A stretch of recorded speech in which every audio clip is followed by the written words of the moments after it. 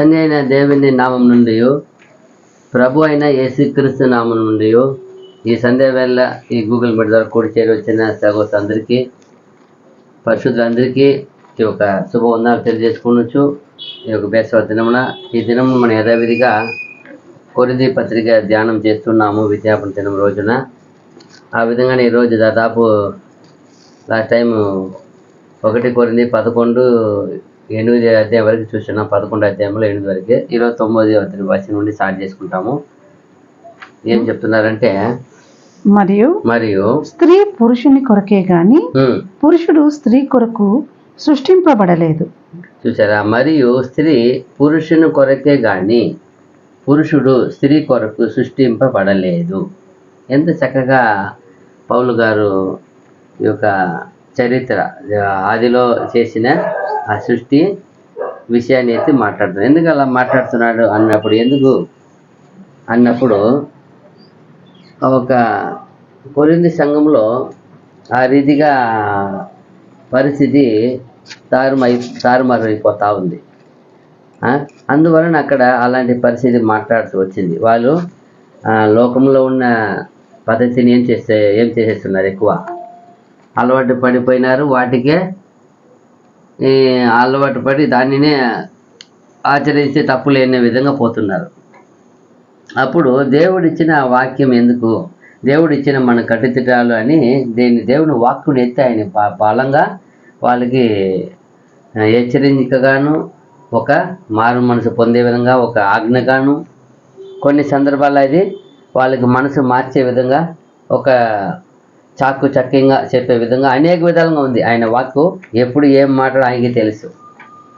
ఏ సమయంలో ఎలా ఖండిస్తాడు, ఏ సమయంలో ఎలా వాళ్ళని మెప్పిస్తాడు. అలాగే ఇక్కడ కూడా చూసినప్పుడు, మరియు స్త్రీ పురుషుడు కొరకే కానీ పురుషుడు స్త్రీ కొరకు సృష్టింపబడలేదు. అంటే దేవుడు పురుషుడుగా స్త్రీగా ఆయన ఒక సృష్టించిన ఉద్దేశం, పర్పస్ ఇన్ క్రియేషన్. అంటే ఆయన ఏ ఉద్దేశంతో సృష్టించారు వీళ్ళని, ఆ ఒక ఉద్దేశమైన పూర్వకమైన వాక్యం ఇది. ఆయన ఉద్దేశాన్ని ఏం చేసేవచ్చు ఇక్కడ మనం చూడవచ్చు. అదే పౌలు గారు చెప్పేది. చూడండి, పురుషుడుగాను స్త్రీగాను ఇద్దరు ఎలా చేశారు, సమానంగానే చేశారు. ఏమి క్రియేషన్ తేడా ఏమి లేవు. చూసినప్పుడు వాళ్ళు ఒక బాధ్యత కలిగిన వ్యక్తిగా వాళ్ళు ఏం చేశారు, వాళ్ళకిద్దరికి కొన్ని బాధ్యతలు అప్పగించేదానికి సృష్టించారు. ఇద్దరికి ఏముంది, వేరు బాధ్యత ఉంది. ఒక పురుషుడు స్త్రీ అనే ఒక్క వ్యత్యాసం తప్ప మిగతా ఏం లేదు వాళ్ళకి. అన్నీ ఒకే మాదిరిగానే ఉంది. ఎందుకంటే ఒక్క శరీరం నుండి ఏం చేయబడింది, అంతా తీసి చేయబడింది. చూడండి, ఆదికాండం 2:18 చూసినప్పుడు,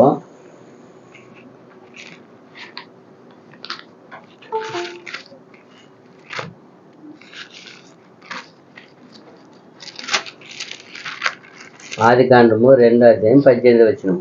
మరియు దేవుడైన యెహోవా నరుడు ఒంటరిగా నుండడం మంచిది కాదు, వానికి సాటి అయిన సహాయమును వాని కొరకు చేయుదుమనుకొనెను. ఇక్కడ సాటి అయిన సహాయము చేయాలని ఏం చేశారట, ఆయన అనుకున్నాడట. ఇక్కడ చూసినప్పుడు స్త్రీ పురుషుడు వాళ్ళు ఆయన సృష్టించిన ఉద్దేశము, అది దాని గురించిన ముఖ్యమైన విషయం ఏమంటే, ఇద్దరు కూడా సృష్టిలో సమంగా ఉండవచ్చు వాళ్ళు ఒక క్రియేషన్లో. అయితే వాళ్ళిద్దరికి ఉన్న ఆ ఒక సృష్టి ధర్మం అనేది వేరే విధంగా ఉంది. సృష్టి ధర్మం అంటారు. ఏమంటారు, సృష్టికపట్ట కటమై, అంటే వాళ్ళకి ఉన్న ఇద్దరికి ఉన్న బాధ్యతలు వేరువేరుగా ఉంది. వాళ్ళకు ఉన్న ఒక వంతులు, వాళ్ళకు చేయవలసిన కార్యక్రమాలు అంతా కూడా వ్యత్యాసం ఉంది. ఆయన ఒక పురుషుడుగా మగాయనగా చేసిన ఉద్దేశం ఏమంటే, ఆయన ఎక్కువ ఏం చేయబడాలా, తండ్రి వల్ల ఏలికి ఇవ్వకుండాలా, ఆధిపత్యం చేయాలా, ఏం చేయాలి, ఆయన ఏలాలా, పరిపాలన విషయం చేయాలా, ఏం చేయాలా, అన్నిటినీ సమకూర్చిన దాన్ని ఏం చేయాలా, వృధా చేయకుండా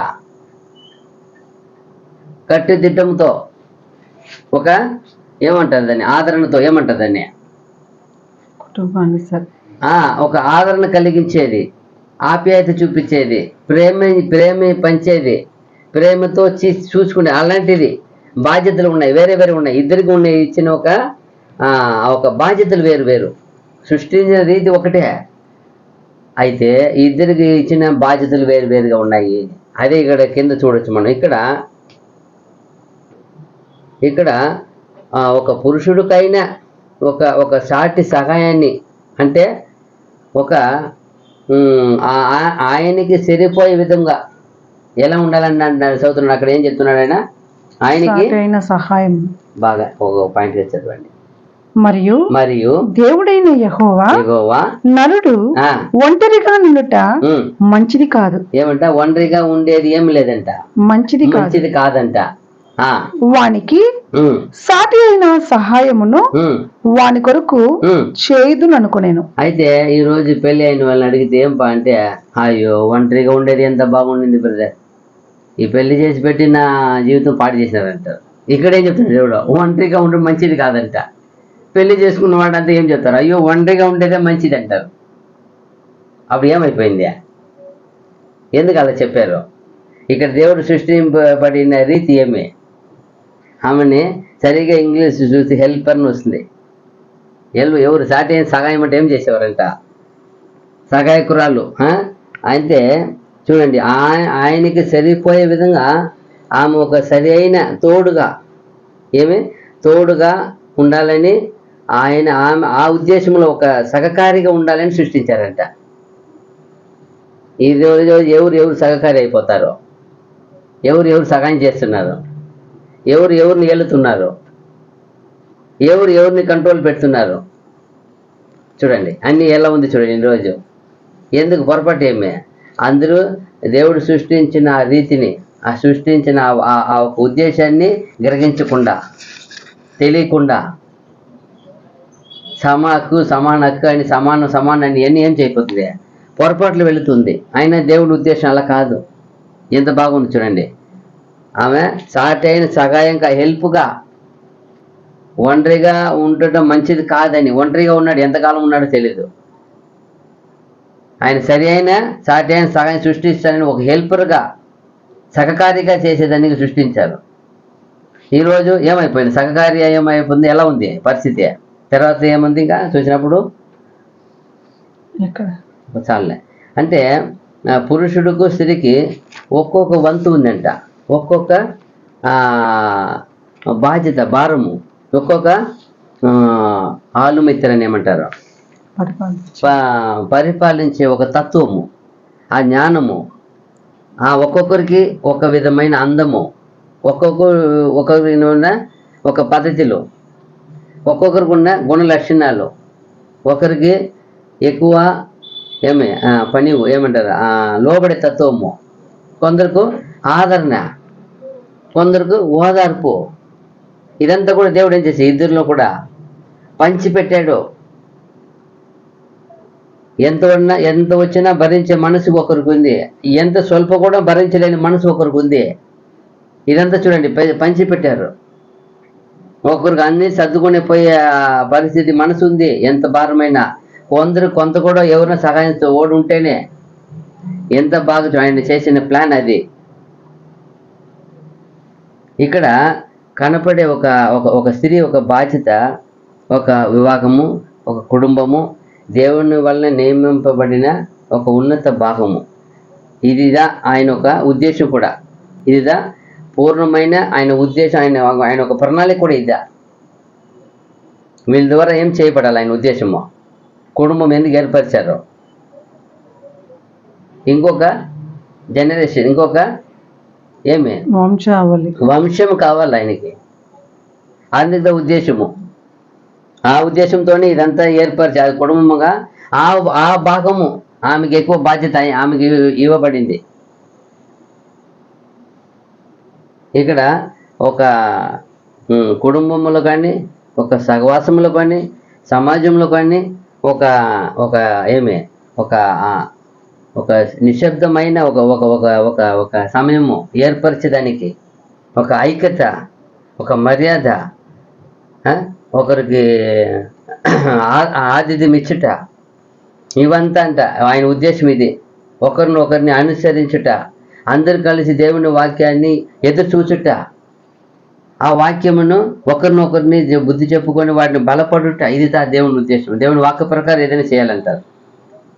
అదంట ఈ ఒక వివాహం అనే ఒక బంధమును ఏర్పరిచి, కుటుంబం ఏర్పరిచి, అలాగే సంఘమును ఏర్పరిచి, ఆ సంఘము ఈ కుటుంబానికి ఏం చేశారు? మ్యాచ్ చేశారు, పొందిక చేసి కుటుంబము లాంటివే సంఘం ఉండాలంటారు. ఆయన సంఘంలాగే కుటుంబం ఉండాలంటారు. ఎలా సంఘానికి శిరస్సు ప్రభు ద్వారా ఉన్నారు, అలాగే ఒక పురుషుని ద్వారా కుటుంబం ఏం చేయబడాలా? పరిపాలించబడాలా. ఆయన కట్టుదిట్టంలో ఉండాలా. ఆయన కూడా దేవుని పరంగా నీతి న్యాయాన్ని జరిగించాలా, అది అనుసరించాలా.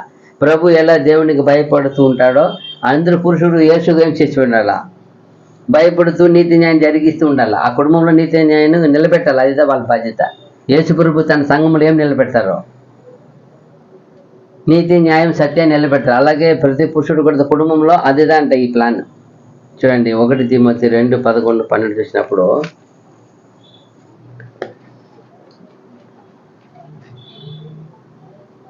అది 1 తిమోతి 2:11-12 స్త్రీలు మౌనంగా ఉండి సంపూర్ణ విధేయతతో నేర్చుకొనవలెను.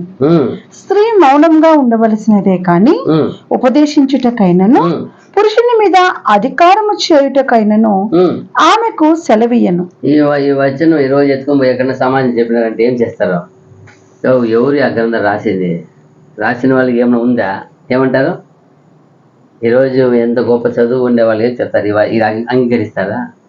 పోనీ ఈరోజు సంఘంలో ఉన్న స్త్రీలను అంగీకరిస్తున్నారా? అనుసరిస్తున్నారా? ఉన్నారా? ఆ పరిధిలో ఎక్కడైనా నాకు 100 కోట్లు కూడా కష్టం. ఈరోజు 100కి కోటికైనా కూడా 1 కోటి మంది అయినా కూడా చూసేది కష్టం. ఎంత బాగుంది చూడండి. ఏమంటారు? స్త్రీలు మౌనంగా ఉండి సంపూర్ణ విధేయతతో, ఏమంట?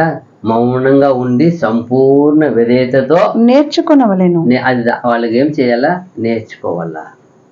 తర్వాత స్త్రీ మౌనముగా ఉండవలసిన, మళ్ళా రెండోసారి చెప్తున్నాడు, మౌనంగా ఉండవలసిదే గాని ఉపదేశించుటకైనను పురుషుని మీద అధికారము చేయుటకైనను ఆమెకు సెలవీయను. చూసారా? ఈ ఒక ఉపదేశాన్ని ఒకసారి పెద్ద మీటింగ్ లో మా గొప్ప సేవకుడు చెప్తుంటే చాలా స్త్రీలు ఆ రోజు లేచి వెళ్ళిపోయినారు. దాదాపు అప్పుడు ఎంత 2014 అనుకుంటారు.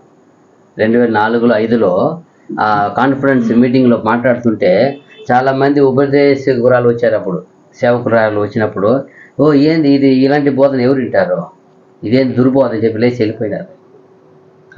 ఎందుకంటే చాలామంది ఈరోజు సంఘాలు నడుపుతారు కదా, వాళ్ళకంతా ఇది ఏమి, ఈ మాట ఏం చేయదు, చెల్లుపాటు అవ్వదు, వాళ్ళు ఎత్తుకోరు. మౌనంగా ఉంటే మేమే సంఘం నడిపేది. అటు దేవుని వాక్యం చెప్పింది ఏమి, ఉద్దేశం ఏమి, అది ఇక్కడ చూడాలి. ఎంత చక్కగా ఉంది చూడండి. ఏం మాత్రము మౌనంగా 2 సార్లు మౌనంగా ఉండాలా, మౌనంగా ఉండవలసిందే కానీ అంట. 12 ఏం చెప్పింది? స్త్రీ మౌనముగా ఉండవలసినదే గాని, చూడండి, స్త్రీ మౌనంగా ఉండవలసినదే గాని ఉపదేశించుటకైనను పురుషుని మీద అధికారము చేయుటకైనను. అది ఫస్ట్ మాటను అంగీకరించరు, అట కొన్ని అంగీకరించరు. రెండో మాట అసలు అంగీకరించరు. రెండో మాట ఏమొచ్చింది అట? పురుషుని మీద అధికారము చేయుటకైనను. ఈ రోజు ఆ మాట లేకుండా ఎవరైనా ఒప్పుకుంటారా? ఇదేంది, మేమేమైనా బానిసలా అంటారు. చూడండి, పురుషుని మీద అధికారం చెల్లించుటకైనను చేయుటకైనను ఆమెకు సెలవియ్యనండి. ప్రభు ఏం చేయలేదు, దేవుడు సెలవు పెట్టలేదంట, ఇయ్యలేదంట పర్మిషన్. No permission. ఈరోజు మొత్తం ఏముంది? రివేస్లో ఉంది. సత్యం ఎరిగిన మనము కుటుంబంలో, మన సంఘములో ఎలా ఉంది? ఇదిదా ఆ రోజు ఆ సంఘంలో లేని పరిస్థితి చూసి పౌలు గారు అక్కడ హెచ్చరించారు. ఈరోజు సంఘం ఇక్కడ పరిస్థితి కూడా అలాగే ఉంది. ఎంత అంటే నోటికి వచ్చిన మాట సరే పోని, వాళ్ళ పురుషుని అంట పర్వాలే, ఏదో తన భర్త అన్నారని. ఎవరైనా మాట్లాడేది ఎందుకంటే నోరు అంత ఇదిగా విడిచిపెట్టి ఒక పద్ధతి లేకుండా. చూడండి ఎంత బాగుంది చూడండి. మీ వారిని మాట్లాడడం అది మీ భర్త, అది ఆయన సమ్మతి అయింది, మాట్లాడవచ్చు. ఎదుటి వారిని మాట్లాడేదానికి ఎవరు హక్కు ఇచ్చారు? అది ఏం చెప్పింది చూడు, నేను ఇవ్వలేదు అంటారు. అక్కడ సంఘంలో జరిగిన మాట ఇవంతా మరలా ఏమంటారు కింద చూసారా? 13 చదవాలి. వద్దు ఎంత ఉంది చూడండి. ఈరోజు నేను మాట్లాడటానికి చెలవు ఇయ్యను, మౌనంగా ఉండాలా, నేర్చుకోవాలా. ఎక్కడ పోయింది పద్ధతి? ఎక్కడ పోయింది? సత్యమును అనుసరిస్తున్నాం, సత్యాన్ని ఒప్పుకున్నాం, సత్యమును తీర్మానించాం. సత్యమును మనము గొప్పగా మనం రొమ్ము తట్టుకొని వెళ్తూ ఉంటాం, గర్వపతి చెప్పుకుంటున్నాం సత్యం అని. సత్యము చెప్పడానికి ఒకటైనా, జీవించడానికి కూడా అనుసరించి జీవించాలి కదా. ఎక్కడ ఆ విషయం? ఎక్కడ? అదిదా ఇక్కడ ఆ సంఘంలో లేని విషయం ఇక్కడ చెప్తున్నా. ఇక్కడ ఈరోజు ఈ సంఘంలో ఉందా అని ఇక్కడ కూడా మనకి ప్రశ్న వేసుకోవాలా. మన సంఘంలో ఉందా? మనం వెళ్ళే చోట్ల ఉందా? పద్ధతి ఉందా? ఎలా చూడండి, ఎలా పరిస్థితి వచ్చిన. అలాగే 1 పేతురు 3:5 చూసినప్పుడు 1 Peter 3:5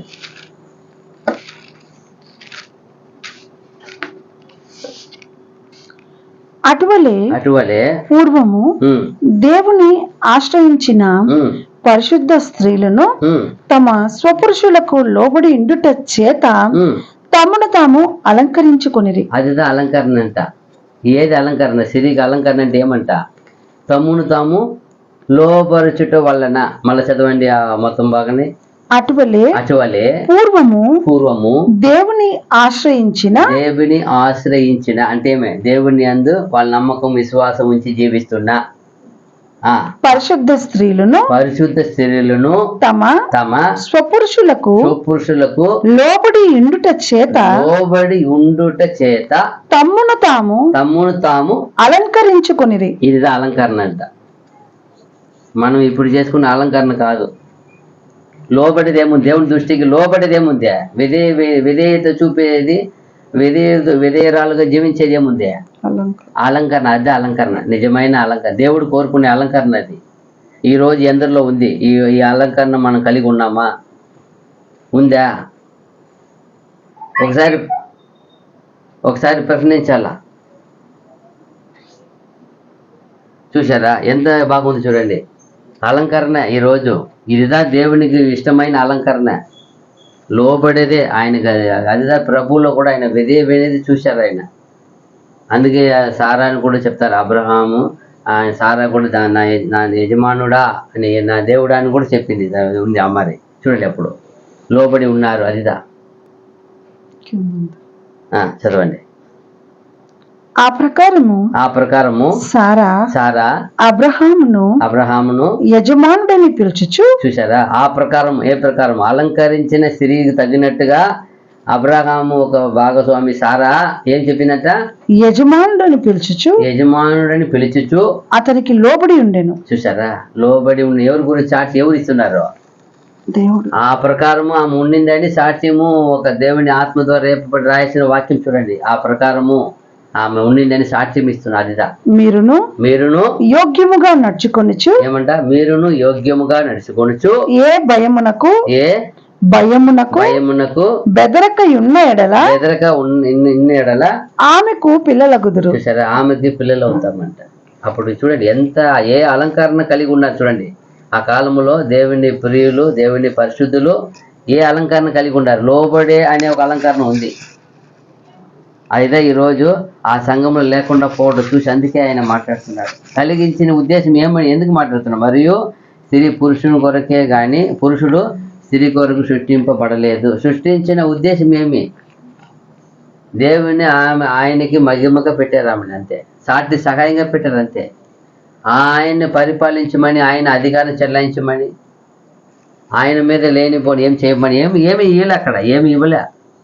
అయితే ఈరోజు వాక్య ప్రకారంగా ఎక్కడైనా అయితే మనము దేవుని భక్తి అంటే మనం అన్నీ పాటిస్తాం, జీవిస్తాం అనేది కాదు. జీవిస్తే సరిపోదు.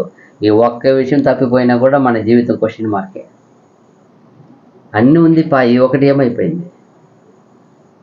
ఒకటి ఏదో ఒకటి అన్నీ ఉండి వినేత లోబడే తత్వం లేకపోతే వాళ్ళు ఏమి జీవించి ఏం చేయాలా?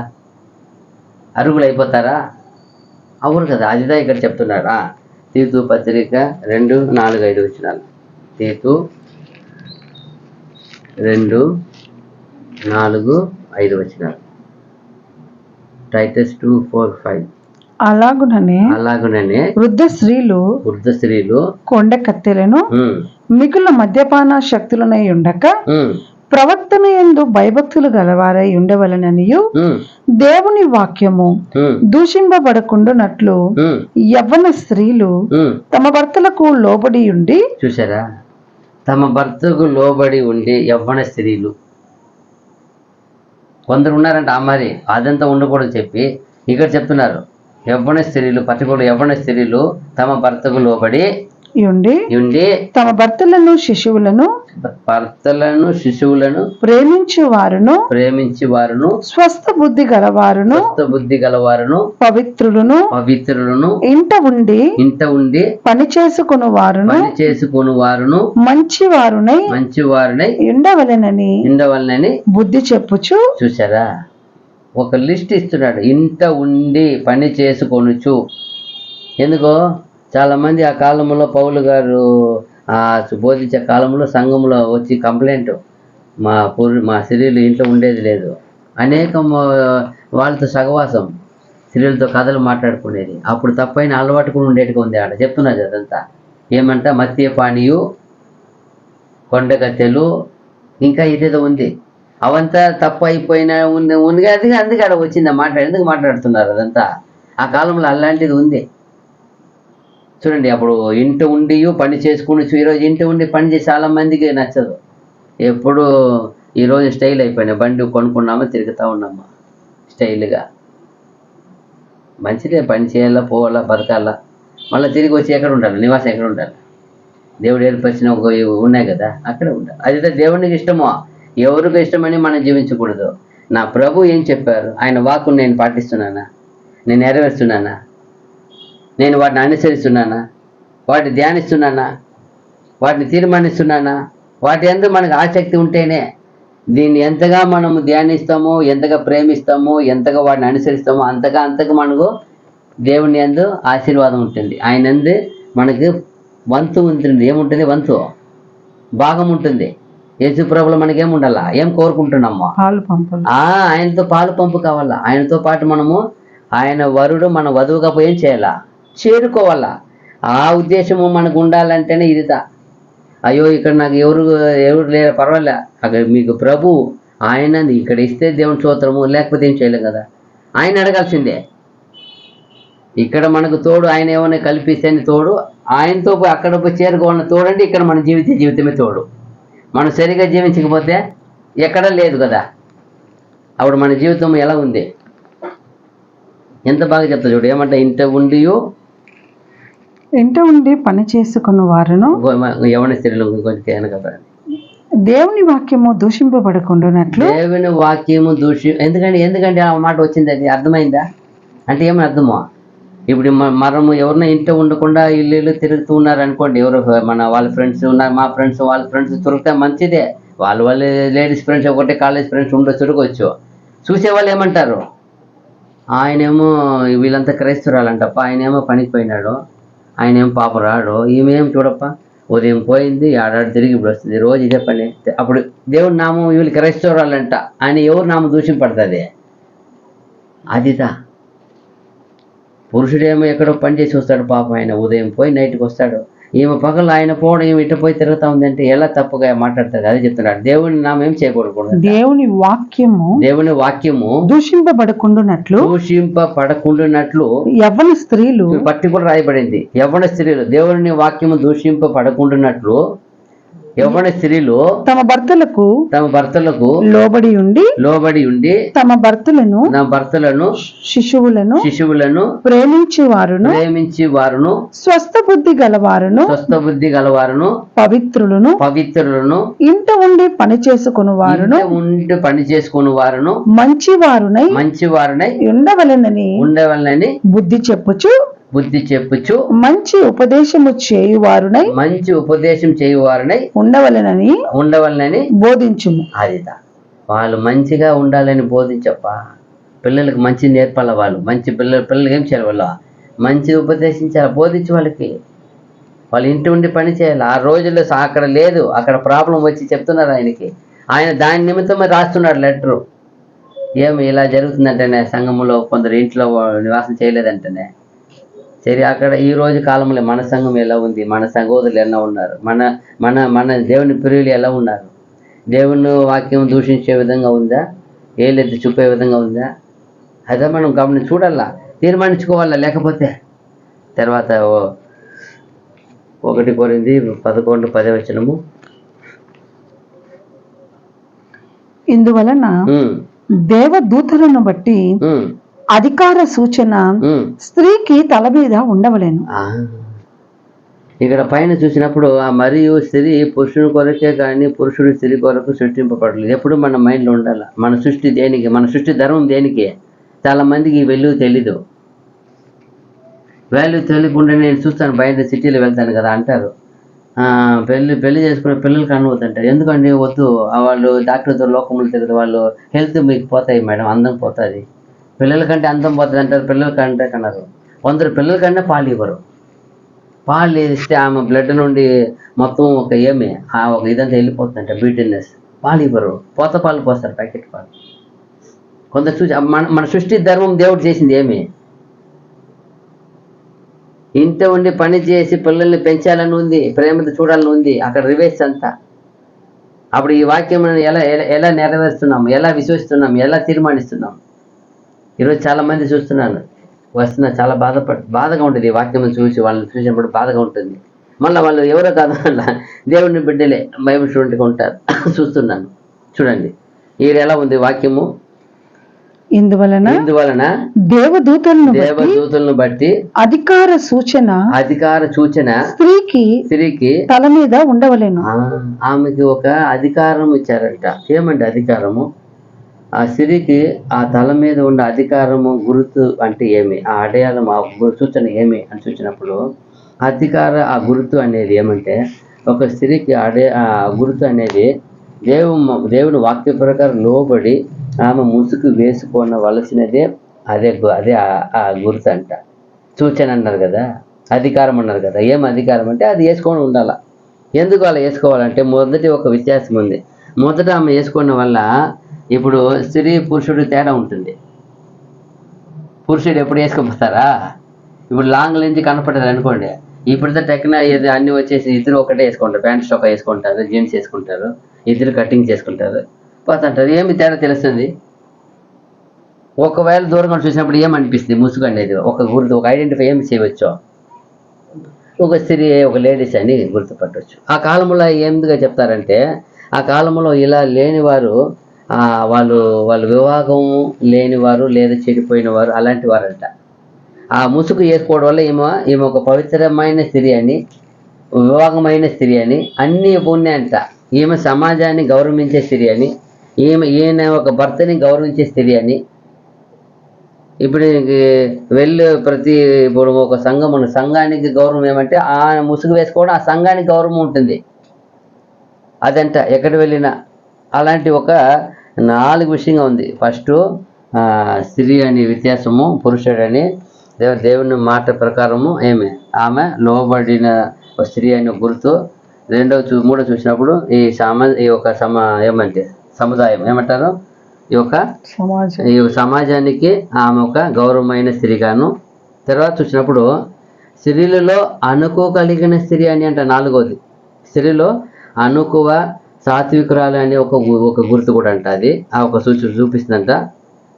ఇంకా చెప్పాలంటే ఇంకా క్రైస్తవులో ఈ యొక్క సమాజంలో ఇవేమో క్రీస్తుకు ఒక ఛాయ అంట. ఏమంటే క్రైస్తవులని అనబడతారంట. ఆ కాలంలో వీళ్ళు క్రైస్తవులు అని అనబడేట్టుగా ఉందంట. క్రైస్తవులప్ప వీళ్ళు, అది గుర్తుగా ఉండిందంట. తర్వాత చూసినప్పుడు ఏం చెప్తారంటే ఇక్కడ ఇంకా యాడ్ అయింది, దూతలు బట్టి లేదు అక్కడ ఉంది. అదే ఉందా, దేవదూతలను బట్టి. ఇందువలన దేవదూతలను బట్టి అధికార సూచన స్త్రీకి తల మీద ఉండవలేదు. దూతలను బట్టి అన్నారు. ఎందుకు దూతలను బట్టి అంటారు అన్నప్పుడు, ఇప్పుడు చాలా మందికి ఈ విషయమే చాలా మందికి గుర్తు తెలియదు. ఏమంటే ఇప్పుడు మనము ఎప్పుడు ఆడ పోయి ప్రారంభం చేసేటప్పుడు ఏం చేస్తారు, ఎవరో సేవకులు, ఎవరో సహోదరులు వచ్చి, దేవా ఇక్కడ మీ సన్నిధి వచ్చి మీరు వచ్చి ఈ ఆరాధన నుండి ముగింపు వరకు ఏం చేయండి? ఈ ఆరాధన మీరే మీ నామాన్ని మహిమగా జరిపించండి, మీరే అధ్యక్షత వహించి అంటారు.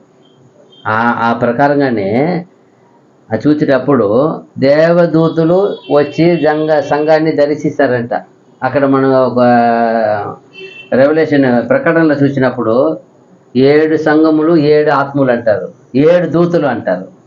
ఒక్కొక్క సంఘానికి ఒక్కొక్క దూతను ఏం చేసిండారు? ఆయన కావలి ఉంచున్నారంట. అప్పుడు సంఘం అనేది ఎప్పుడు మనం ప్రార్థన చేస్తాం ముందుగానే వచ్చి దేవదూత ఏం చేస్తుందంట? దర్శిస్తుందంట. అందుకే ఒక చోట్ల ఉంది, ఆ చిన్నవాడిని ఏం చేయవద్దు అభ్యంతరకారము, ఎందుకంటే వాడిని దూత పోయి నిన్ను గురించి ఏం చేస్తుంది? దోష ఆరోపణ చేస్తుందంట. అంటే ఏమి? దేవుని బిడ్డలు ఎవరైనా కావచ్చు, వాళ్ళకి ఏమైనా చేస్తే వాళ్ళకంటూ ప్రతి ఒక్కరు ఏముంది? ఒక్కొక్క దూత ఇవ్వబడినట్టు వాక్యం ఉంది. అప్పుడు ఇక్కడ ఆరాధనలో దేవుడు వచ్చి ఆ ఒక దేవదూతలు వచ్చి క్రమాన్ని చూస్తారంట, పద్ధతిని చూస్తారంట. వెళ్ళి మనల గురించి ఏం చేస్తారు? దేవునికి లెక్క చెప్తారు. ఏమని?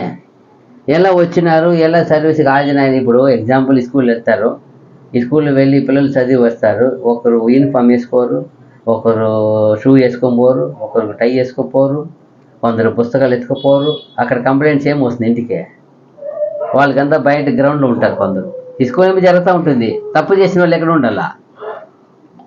ఏమి ఎప్పుడు లేటా, ఎప్పుడు మీరు ఏదో ఒకటి మైనస్లో వస్తారా అని అక్కడ రూల్స్ ఉంటుంది. అలాగే ఇక్కడ కూడా మన సంఘానికి ఎలా వెళ్తున్నాము, మనం ఎలా దేవుణ్ణి ఎలా ఆరాధిస్తున్నాము, ఎలా మన నడవడికి ఎలా ఉంది, మన అలంకరణ ఎలా ఉంది, వస్త్ర ఎలా ఉంది, ఇదంతా దేవునికి ఒక గౌరవం మర్యాద. మనం ఏమన్నా ఇది తప్పపోతే ఎవరు ఏం మాట్లాడతారు?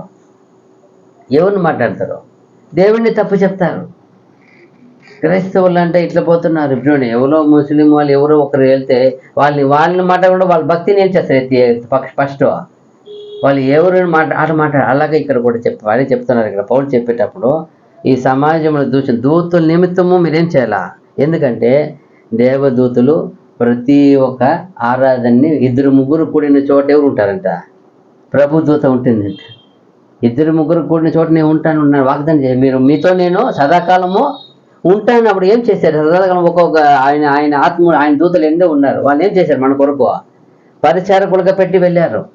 పోనీ దూతలు అంటే చూడండి, ఎవరు వాళ్ళు? ఫస్ట్ వాళ్ళని గురించి ఏం చూస్తాం? 103 కీర్తన 20 వచనము.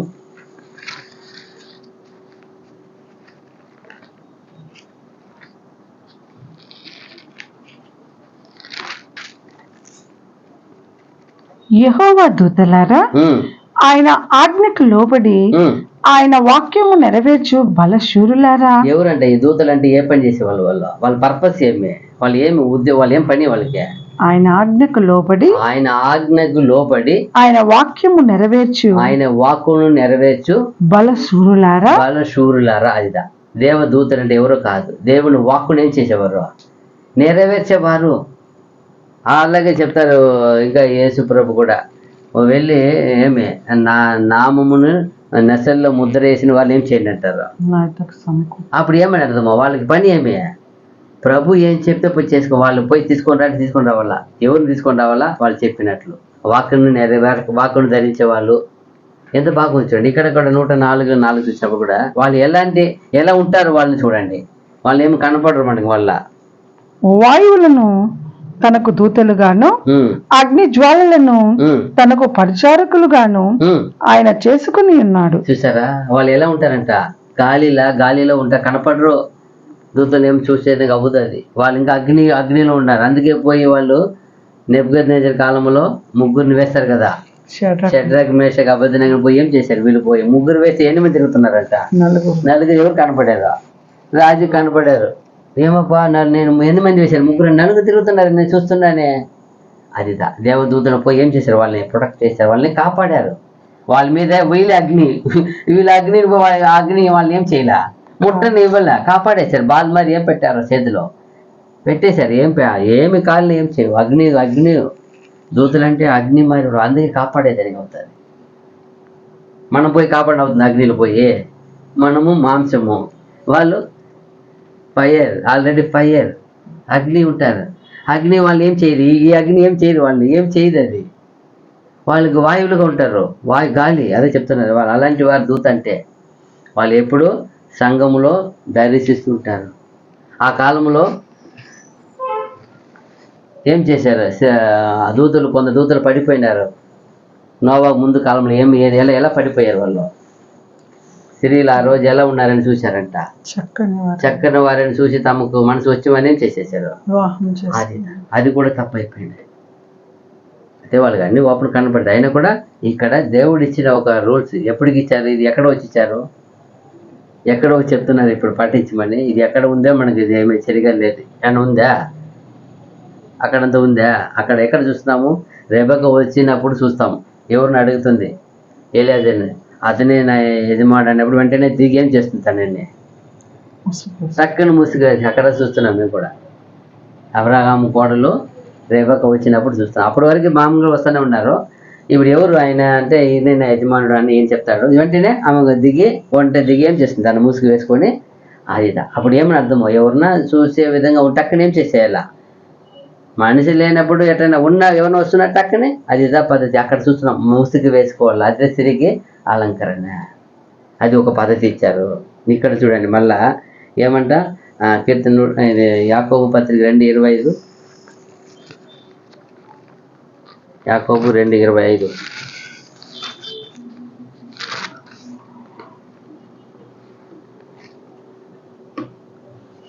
అటువలేనే రాహాబను వేశ్య కూడా దూతలను చేర్చుకొని వేరొక మార్గమున వారిని వెలుపలికి పంపివేసినప్పుడు, ఇంకా ఇంకొకటి విషయం ఇక్కడ చూస్తున్నాం. దేవుని సేవకులు అక్కడ మోషే గారు ఏం చేస్తారు? కొందరిని వేగల వారికి ఏం చేస్తున్నారు? పంపుతారా? నువ్వు పోయి ఆ దేశంని వేగలు చూసాడు. ఆయన దేవుని గొప్ప సేవకుడు. ఆయన మోషే పంపినప్పుడు ఆయన దూతలు ఎవరు? వాళ్ళు ఆయన మాట ప్రకారం చేసేవాళ్ళు. పంపినప్పుడు కొన్ని చోట్ల దేవుని సేవ చేసేవాళ్ళు, పరిచయం చేసే వాళ్ళు కూడా ఎలా మాట్లాడతారు? వాక్యము దూతలు అని మాట్లాడతారు. ఇప్పుడు ఎగ్జాంపుల్, ఇప్పుడు సంఘం ఉంది. సంఘంలో సంఘ కాపరికి ఒక ఆయన నియమించుంటారు. సంఘ కాపరి కూడా ఆయనకి ఏమై ఉంటాడు ఆయన. ఇప్పుడు అలా చూస్తున్నాం. ఆయన పంపించారు, వేగల వారిని పంపిస్తే వాళ్ళు ఏమని మాట్లాడతారు? ఏమని మాట్లాడింది అక్కడ? దూతలని చెప్పారు. అంటే వీళ్ళు దూతనా? ఇప్పుడు మనుషులే కదా దూతలని రాయపడింది, దూతలు కాదు కదా. అంటే దేవుని పరిచయం చేసే వాళ్ళు కూడా సమ్ టైం కంపేర్ చేస్తారు. యేసుప్రభు కూడా కొన్ని సమయంలో తన వారిని పంపి అంటే ఏం చెప్తారు? తన దూతలను పంపేని ఉంది కొన్ని చోట్ల. అంటే ఏమని అర్థము? ఆయనకి వాళ్ళ శిష్యుల్ని కూడా అలా మాట్లాడతారు. అంటే దేవుడు ఆయన పరిచయం చేసే వాళ్ళంతా దూతలుగానే కొన్నిసార్లు సంబంధించే వాక్యం మాట్లాడుతుంది. అక్కడ ఇక్కడ చూసినప్పుడు కూడా తర్వాత ప్రకటన 2:3 చూసినప్పుడు కూడా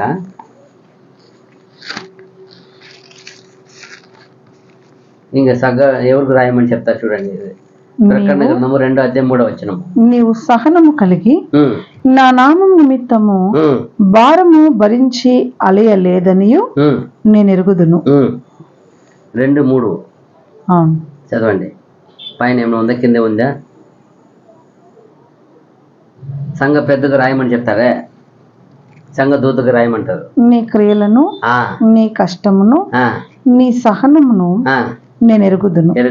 నీవు దుష్టులను సహింపలేవనియు అపోస్తులు కాకయే తాము అపోస్తులమని చెప్పుకొని వారిని పరీక్షించి వారి అబద్ధీకులని నీవు కనుగొంటివనియు నీవు సహనము కలిగి నా నామము నిమిత్తము భారము భరించి అలయలేదనియు నేను ఎరుగుదును. ఇక్కడ చూసినప్పుడు ఏం రాస్తా? ఏముందంటే మాకు నువ్వు పలానా సంఘ దూతకు రాయమంటారు. అంటే అక్కడ సంఘం ఎవరు ఉన్నారు? సంఘ దూత అంటే ఎవరు ఉన్నారు అక్కడ? సంఘ పెద్ద ఉన్నాడు. ఎఫెస్ లో ఉన్న సంఘపు దూతకు ఇలాగు రాయము. అంటే ఎఫెస్ సంఘ దూత అంటే ఎవరు? అక్కడ సేవకుడు ఉన్నాడు. ఆ సేవకుడికి ఉత్తరం రావాలి. అప్పుడు దూతకు రాయి అంటే ఆ సంఘాన్ని ఏం చేసేవాడు? ఆయన కాపేవాడు, నడిపించేవాడు, వాళ్ళని దేవుని నందు భద్రపరిచేవాడు అని అర్థం. ఆయన కూడా ఏమని రాస్తారు అక్కడ? 7 సంఘములకు 7 దూత ఉంటారు. 7 దూతకు రాయమంటారు. అప్పుడు 7 దూత ఎవరు ఉంటారు అక్కడ?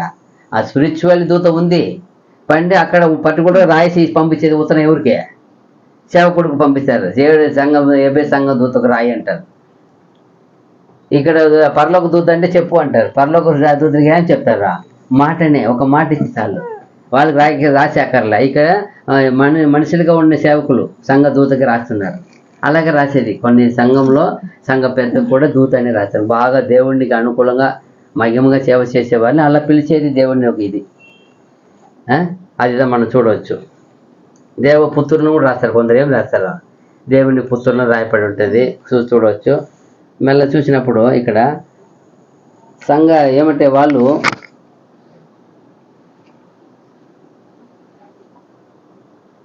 ఇంకా అదే సంఘ దూత అన్నప్పుడు సంఘ పెద్దలను కూడా అలా సూచించేది చూడవచ్చు. అయితే దూతలు సంఘం యొక్క ఆరాధన చేసేవాళ్ళు, వాళ్ళు గమనించేవాళ్ళు. వాళ్ళు వెళ్ళి ఆరాధన గురించిన క్రమాన్ని దేవుడికి తెలిపేవారు. సంఘం వచ్చే చూడండి, ఎబ్రీ 1:14 చూస్తే అక్కడ ఏం చెప్తారు చూడండి. ఎబ్రీ పత్రిక 1:14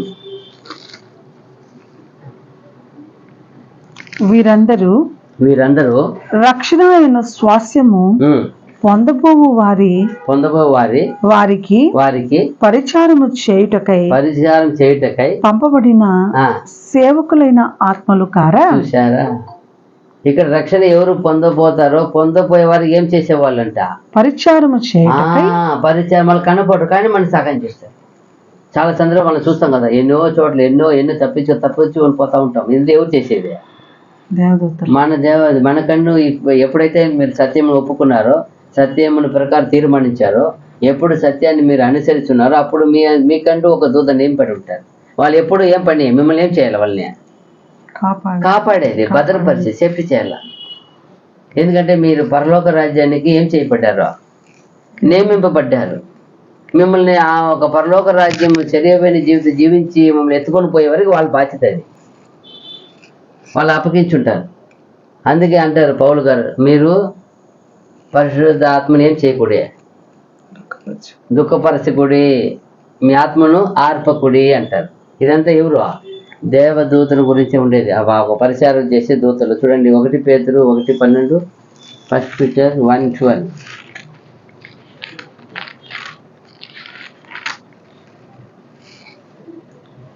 పరలోకం నుండి పంపబడిన పరిశుద్ధాత్మ వలన మీకు సువార్త ప్రకటించిన వారి ద్వారా మీకిప్పుడు తెలుపబడిన ఈ సంగతుల విషయమై తమ కొరకు కాదు గాని మీ కొరకే తాము పరిచర్య చేసిన సంగతి వారికి బయలుపరచబడెను.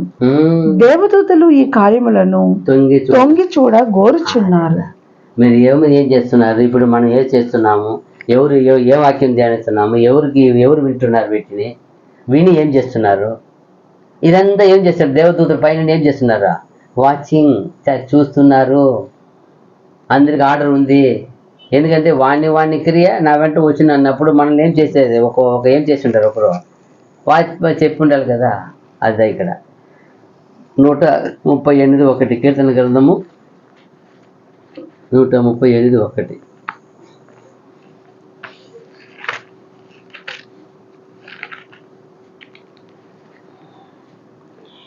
నేను నా పూర్ణ హృదయముతో నీకు కృతజ్ఞతాస్తుతులు చెల్లించుచున్నాను. దేవతల ఎదుట నిన్ను కీర్తించదను. ఆయన ఎంత బాగా గ్రహించాడు చూడు. ఎవరు ఉన్నారని తెలుసు ఆయనకి, దేవదూతల ఎదుట నిన్ను కీర్తించేదను అంటే ఏమని అర్థం, దేవదూతలు ఉన్నారు అని ఆయనకి తెలిసింది. చూసారా ఎంత బాగుంటుంది అంటే, ఏమంటే దూతలు సంఘ ఆరాధనని గమనిస్తున్నారు. దూతలు సంఘ ఆరాధనని ఖచ్చితంగా వాళ్ళు ప్రతి వాని ఒక ఆరాధన క్రమాన్ని చూస్తున్నారు. వాటికి ఆరాధన మహిమ వాళ్ళకి ఎంతగా మహిమగా ఉందని వాళ్ళు పోయి తెలుపుతారు. వాళ్ళు వాటిని తీసుకుంటారు. అందుకే మా జాగ్రత్త చూడాలి. అందువలనే దేవుడు ఒక క్రమాన్ని ఒక విట్నెస్గా దూతను పెట్టారంట. అందువలన దూతల నిమిత్తము శరీర ఖచ్చితంగా ముసుగు వేసుకునేది మంచిది. ఇంకా చెప్పాలంటే అదిదా చాలా గొప్పది కూడా అంట.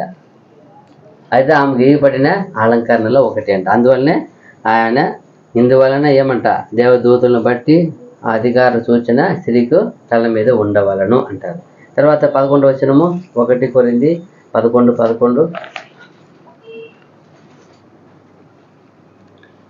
అయితే ప్రభునందు స్త్రీకి వేరుగా పురుషుడు లేడు, పురుషునికి వేరుగా స్త్రీ లేదు. ఇక్కడ కొంచెం డీటెయిల్గా వస్తారు. ఏమంటే ప్రభు నందు స్త్రీకి వేరుగా పురుషుడు లేడు, పురుషునికి వేరుగా స్త్రీ లేదు. ఎందుకు ఇలా రాశారన్నప్పుడు అక్కడ మనం హిస్టరీ చూసాం. ఆది కాండంలో ఫస్ట్ ఒంటరిగా ఉన్నాడు. ఒంటరిగా ఉండేది మంచిది కాదని ఆయననే గాడి నిద్ర కలగదీసి ఆయన ఎముకలు పక్కటి ఎముకలు ఒకటి చేంజ్ చేశారు, తిరిగి చేశారు. అయితే అలాగనే దేవుడు ఆయన చిత్తం అది. అలాగనే చేశారు. తర్వాత ఈమెన నుండి కూడా పురుషుడు వచ్చేదానికి ఏం చేశారు? ఒక గర్భం ద్వారా ఏర్పాటు, అది కూడా ఎవరు ఏర్పాటు చేసింది? ఇలా ఆయన తండ్రి చేసింది, ప్రభువు. అదే కాబట్టి చెప్తున్నారు. అందువల్ల ఇద్దరు ఏం లేదంటున్నారు. అది అయితే ప్రభు నందు అయితే ప్రభు నందు స్త్రీకి వేరుగా పురుషుడు లేడు, పురుషునికి వేరుగా స్త్రీ లేదు. ఇద్దరికి ఏమి వ్యత్యాసం? అప్పుడు అది ఆదిలో ఒక సృష్టి గర్భం చేశారు, ఒకరి నుండి రావాలని చేశారు. కానీ తర్వాత ప్లాన్ ఏం చేశారు? ఈ ఇట్ల నుండి కూడా రావాలని దేవుడు గర్భం ద్వారా ఏర్పరిచారు. అది చెప్తున్నారు ఇక్కడ పౌలు. అదే పురుషుడు లేకుండా స్త్రీ లేరు, స్త్రీ లేకుండా పురుషుడు లేరు అని చెప్పేటప్పుడు ఈ వచ్చిన ఒక ఉద్దేశం ఏమంటే, దేవుని యొక్క సృష్టి ఒక ఆ ఉద్దేశాన్ని, ఆ ఒక ప్రణాళికని మనకేం చేసింది? ఆ మానవ కోటి ఒక రిలేషన్షిప్, ఆ దేవుని యొక్క ఆ పిల్లలు ఏర్పరిచిన ఆ బంధం ద్వారా, అవివాహ బంధం ద్వారా వచ్చే ఒక సంతతిని చూపిస్తుందంట. ఈ వాక్యం ఉద్దేశం అదిదా మనం గమనించాలా. ఇంకా చెప్పాలంటే స్త్రీ పురుషుని కొరకే కలిగజేయబడింది. అయితే స్త్రీ ఆ ఒక పురుషుని ఒక ఒంటరితనంలో ఆమె వచ్చిన తర్వాత ఆయన ఒంటరితనం నుండి గొప్ప భాగము, ఆశీర్వాద భాగం ఆమె ద్వారా వస్తుందంట. ఒంటరిగా ఉండటం మంచిది కాదు. ఎందుకన్నారు? ఒంటరిగా ఉన్నంత మాత్రం ప్రయోజనం ఉంది ఆయనకి లేదు. ఎందుకు? అది సృష్టి ధర్మము లేదు కదా, ఇద్దరికి ఒక బంధం లేదు కదా. అందుకే ఈమె ఒకటే ఉంటే ఏమైనా ఉందా? లేదు కదా. ఇద్దరికి ఏం చేశారు? ఇద్దరు ఒక పరస్పరం ఏమంటారు దాన్ని, ఇద్దరికి ఒక బంధాన్ని పెట్టారు, ఒక బంధుత్వాన్ని ఏర్పరిచారు, ఒక స్నేహాన్ని ఏర్పరిచారు, ఒక పాలు పంపు ఏర్పరిచారు. ఆ ద్వారా అది ఉండాలని చెప్పేది ఇక్కడ. అది లేకుండా అందుకంటారు ఈ స్త్రీ లేకుండా పురుషుడు లేడు, పురుషుడు లేకుండా స్త్రీ లేదు. ఎందుకు లేదు? దేవుడి సృష్టి క్రమం అలా ఉంది. అందుకే ఎప్పుడు ఒంటరితనంగా ఉండడం మంచిది కాదని అన్నప్పుడు ఆయన అక్కడి నుండి ఆయన ఒక సమస్త భాగం ఏం చేయబడుతుంది. ఇప్పుడు పురుషుని భాగము అంతవరకు ఆయన ఎంత ఉన్నాడో ఏమైనా అయిందా? ఏమైనా ఆయన గొప్ప విషయం కలిగిందా? లేదు. ఎప్పుడు ఏమి వచ్చిన తర్వాత ఆయన ఒంటరితనంలో ఆయనకు ఒక సాటి సహాయం ఇచ్చినప్పుడు ఆయన అన్ని విషయంలో ఎదిగాడు. ఆయనకు మహిమగా ఇచ్చారు. అదే చెప్తున్నారు ఇక్కడ. ఆ ఆయన సృష్టించిన ఉద్దేశమేమో ఆయన కొరకే, కానీ ఆ ఒంటరితనం నుండి గొప్ప వంతు, గొప్ప ఒక భాగంని, గొప్ప ఒక విస్తీర్ణత, ఒక ఆశీర్వాదం పొందుకునేదానికి ఆమె కారకురాలు అయిందంట. అలాగనే ఈమెను సృష్టించి ఆమెకి ఇవ్వకుండా ఉంటే ఈమె కూడా గొప్పది కాదు. ఇద్దరికి ఒక బంధుత్వం, రిలేషన్షిప్ ఏర్పడింది. అందుకే అంట ఒకరిని దాటి ఇంకొకరు గొప్పవారని, ఒకరిని విడిచిపెట్టి ఇంకో గొప్పవారని అలా చెప్పడానికి లేదంట. ఇద్దరు కలిసి జీవించడానికి అనుకూలతంగా జీవించేదే ఒకరిని పరస్పరాన్ని, ఒకరిని ఆనందాన్ని, సంతోషాన్ని పంచుకునేదే దేవుని ఒక సిద్ధమై ఉండేది. ఇదిదా అంట ఆయన ఏర్పరిచిన ఒక ఉద్దేశం. చూడండి, ఆది కాండం 4:1 చూసినప్పుడు క్లియర్గా రాశారు అక్కడ.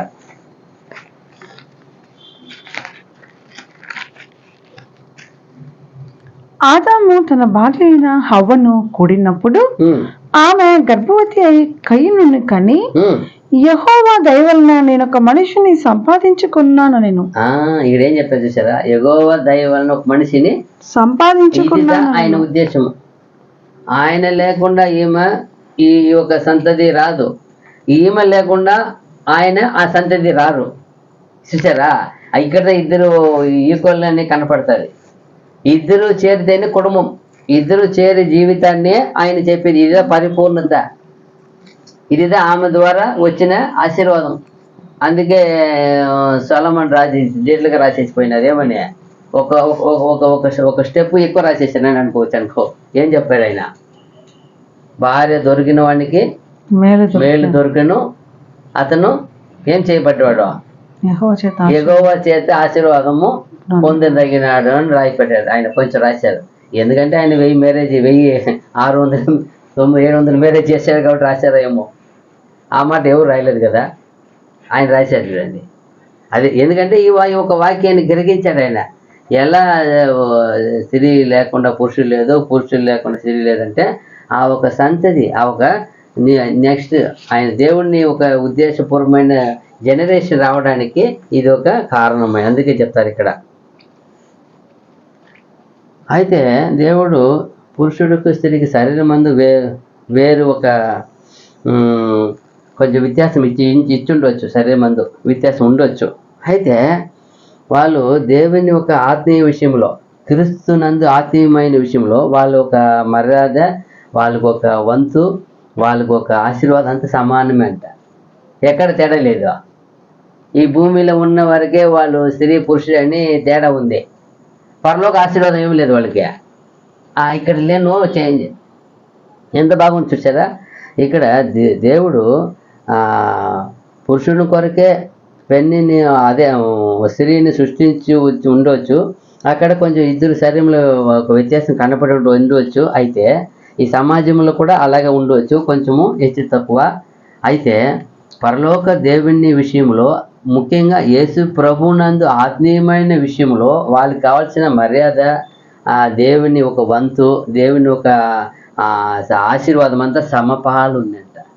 ఏముందంట, సమపాలు ఉంది. అందుకే అనేక చోట్ల రాయపెడతారు పౌలు గారు ఏమని, గిరిసి దేశుడనియు యూదుడనియు ఏమే స్త్రీననియు పురుషుడని ఏం లేదు. నో నో నో కరెక్ట్గా రాసేసారు అక్కడ. అదిదా మనం చూడవచ్చు. ఇక అయితే ప్రభునందే ఏమే స్త్రీకి వేరుగా పురుషుడు లేడు, పురుషునికి వేరుగా స్త్రీ లేదు. ఎందుకు చెప్పారంటే ఇదా ఈ లోకం విరేదిగా వాళ్ళకి శరీరంలో కొన్ని కొన్ని కొన్ని డిఫరెన్స్ ఉండవచ్చు, వాళ్ళు కొంచెం బలహీనంగా ఉండవచ్చు. కానీ పరలోక విషయంలో వాళ్ళు అంత ఈక్వల్లే. అయ్యో మన ఇంత పరిగెత్తి అదేగా ఆడ చెప్తారు కదా, ప్రభు దగ్గర ఉదయం నుండి ఆయన సాయంకాలం వరకు తన ద్రాక్ష తోటలు అందరూ ఏం చేస్తారు, ఆయన కూలి మనిషిని పెడతారు, ఆయన పిలుస్తూనే ఉంటారు. అయితే లాస్ట్ మొదట వచ్చినవాడు ఏం లేదు చూస్తాడు, నాకు ఎక్కువ దొరుకుతుంది అనుకుంటాడు. అట్లా కాదు, అందరూ ఆయన ఇష్టం ఒకటే ఇస్తానంటాడు. అందరికీ ఒకటే, నా ఇష్టం అంటారు ఆయన. అలాగే ఇక్కడ కూడా ఆయన ఇష్టం, అది ఆయనకు ఒక్కరికే ఇస్తారు అందరికీ. చూడండి గలతీ 3:28 చూస్తే బాగుంది. చూడండి ఇక్కడే వాక్యం చెప్తారు. గలతీ పత్రిక 3:28. ఇందులో యూదుడని గ్రీసు దేశస్థుడని లేదు, దాసుడని స్వతంత్రుడని లేదు, పురుషుడని స్త్రీ అని లేదు, యేసుక్రీస్తు నందు మీరందరూ ఏకముగా ఉన్నారు. చూసారా, 7 ఇది చెప్పారు. 7 ఇదిగా మాట్లాడారు. ఏమంట, ఇందులో యూదుడని గ్రీసు దేశస్థుడని లేదు, దాసుడని స్వతంత్రుడని లేదు, పురుషుడని స్త్రీ అని లేదు, యేసుక్రీస్తు నందు 6 విషయం మాట్లాడారు. లేదు లేదు లేదు లేదు, యారు లేదు, ఏం లేదు. ఎవరికి భేదము, గొప్ప, అయ్యో నేను గొప్ప నీవు తక్కువ, ఏం మాత్రం లేదండి. ఇక్కడదా కానీ చెప్పు, అయ్యో నీకు బుర్ర తక్కువ ఉంది, అయ్యో నీ బలం తక్కువ ఉంది, అయ్యో నీకు అన్ని తక్కువ ఉంది, ఇక్కడ తక్కువ ఉండాల్సింది ఉండవచ్చు. దేవుణ్ణిలో నో ఏమీ లేదు, అంతా ఒకటే. ఏమంటారు లాస్ట్లో, యేసుక్రీస్తు నందు మీరందరూ ఏకముగా ఉన్నారు. యేసుక్రీస్తు నందు అందరికి ఏకమా ఉండవు, ఒకటే అంట. ఒకే ఒకే ఒకే ఇది ఒకే యూనిఫాము, ఒకటే స్థానము, అంతే. 1 కొరింథీ 12:21-22. 1 కొరింథీ 12:21-22.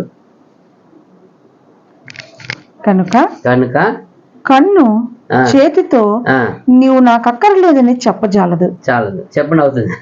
తల పాదములతో మీరు నాకు అక్కర్లేదని చెప్పజాలదు. చూసారా, అంతేకాదు శరీరం యొక్క అవయవములలో ఏవి మరి బలహీనములుగా కనబడినో అవి మరి అవశ్యములే. చూసారా, ఏది బలహీనంగా ఉందో వాటికి దేవునికి అవసరమే. మనం కూడా చూసాం, మానవ కోటిలో గొప్పవాడు తక్కువవాడు మనిషి చూస్తారు. గొప్పవాడని, వాడు మంచి జ్ఞాని అని, మంచి విద్య గలవాడని, మంచి చాకు చతిగా మాట్లాడతాడని, అనేక భాషల మాట. ఇక్కడ దేవుడి దగ్గర అదంతా లే. దేవుడు సెల చూసుకుని ఎవరిని సెల చేసుకుంటాడు? అందరూ రిజెక్ట్ చేసిన వాళ్ళని ఆయన సెల చేసుకుంటారు. అక్కడ పోయి యేసు ప్రభు ఎవరిని సెల చేసుకున్నారు? ఆ యూద దేశంలో ఆ యేసు ఎన్ని మంది ఉన్నారు, ఎంత గొప్ప వాళ్ళు ఉన్నారు. అందరూ పోయి సముద్రంలో పోయి చేపలు పట్టేవాళ్ళు ఏం చేశారు ఆయన? అప్పుడు చూడండి, ఎలాంటి వారినైనా నేను పరిపూర్ణత చేయగలుగుతానని ప్రూఫ్ చేశారు ప్రభు. అలాగే ఎంతటి వాళ్ళైనా వాళ్ళందరూ ఎవరు కోరుకోరు వాళ్ళని, వాళ్ళ పక్కన నిలబడరు. అలాంటి వాసన కొట్టే వాళ్ళని ప్రభు ఎంత శ్వాసన పరులుగా చేశారు. వాళ్ళ ద్వారా సర్వలోకానికి ఏం చెప్పించేశారు? రక్షణ చెప్పించారు, సువార్తని. అది రక్షణ సువార్తని, ఆ సత్య సువార్తని విలపించారు వాళ్ళ దగ్గర. ఎంత గొప్ప విషయం కదా. 22 అయిపోయిందా? రోమా 12:10. రోమా 2:10.